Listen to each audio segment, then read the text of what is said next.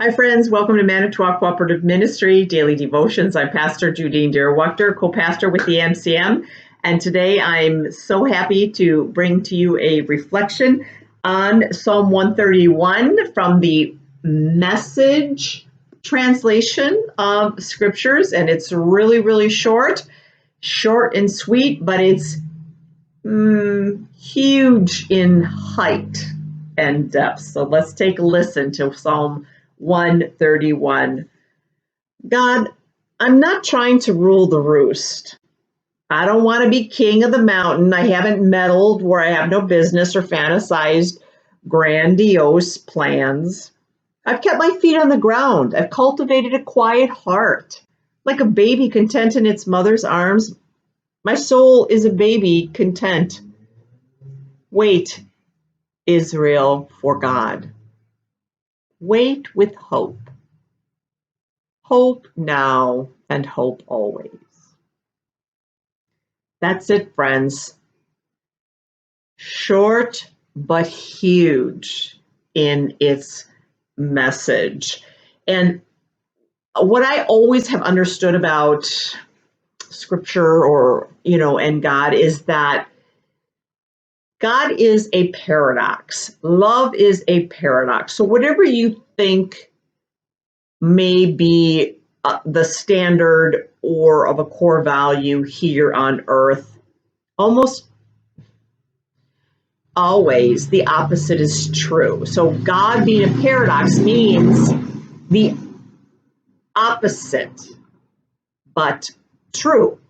And I feel like given this short, sweet psalm, the opposite of what it might look like tangibly is enormous in its learning. So yeah, I mean, obviously you heard it's one of the shortest psalms that we have, but it's just long in its learning. We could probably look at it on and on, not that we're going to, but it has these, very few words, but it, like a paradox, again, it rises to great heights. We heard that it speaks of a child, but that it contains these experiences of an adult. So there again, paradox. We hear it speak of a child, but it is really speaking about, again, the experiences of an adult. And what we would say, to translate it for us as Christians is that this is a psalmist who has the heart of Christ, a person of Christ. So the psalmist will reach deep within where it's going to be his humility. Okay, so not this grandiose ego thing that's going to be the most effective aspect of his life, but it's going to be his humility that's going to bring the greatest richness, the greatest joy, and or the depth in his life. It's going to be out of that, because it's only in humility that we really are one with God. And because he has found the capacity to be humble, he has paradoxically found complete confidence. And that is what I would refer to as, a God thing. Don't you just love people that you meet in life who have been so humbled, maybe not like all their lives, maybe they've just become humble because of some experience. And because of some experience, oftentimes like some sense of tragedy, they rise up like a phoenix. They rise up, and out of that, there's a confidence. They rise up in confession almost. They rise up in a confidence. They rise up with this repentativeness. And they're so assured of their forgiveness. That's what's going on here with this psalmist.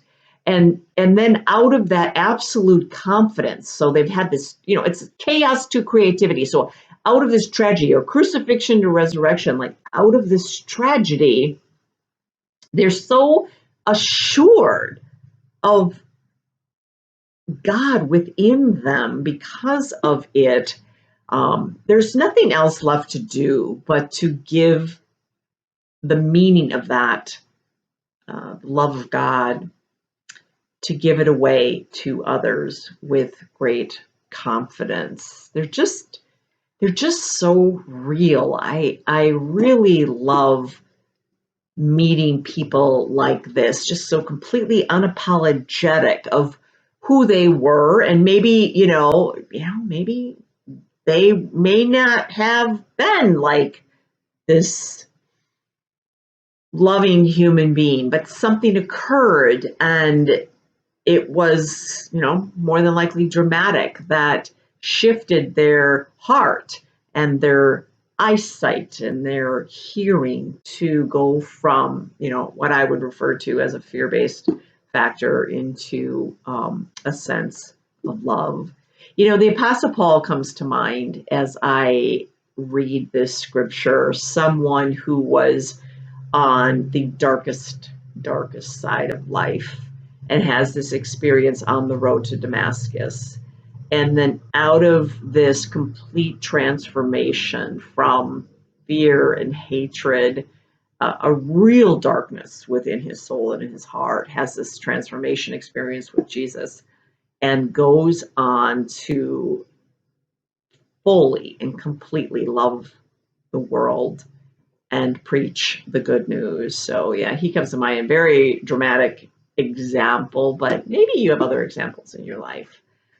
It's just beautiful. So I'm going to invite you to become that person where you humble yourself. Apologies are exceptional characteristics of people, where you humble yourself and allow God to make meaning of what may have been the reason you had to apologize, perhaps in the first place. So we've got ourselves a short psalm here, but it's long and it's deep in the message that it gives us this day, and I so hope that that's helpful for you. Remember to always live to love, and please take great care, and join us next time. Bye now.